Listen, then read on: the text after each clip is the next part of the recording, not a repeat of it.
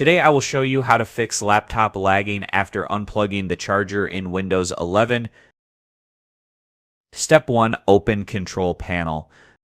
Press Windows plus S, type Control Panel, and press Enter dot in the top right corner. Set View by Large Icons.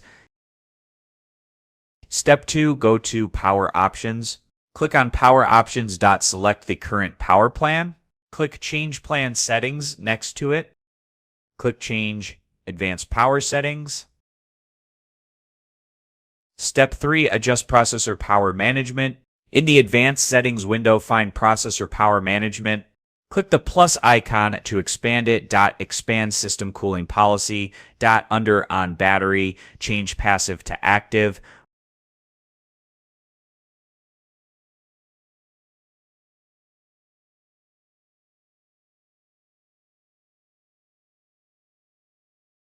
Step 4. Apply and restart. Click Apply, then OK. Close the control panel. Restart your laptop to apply the changes.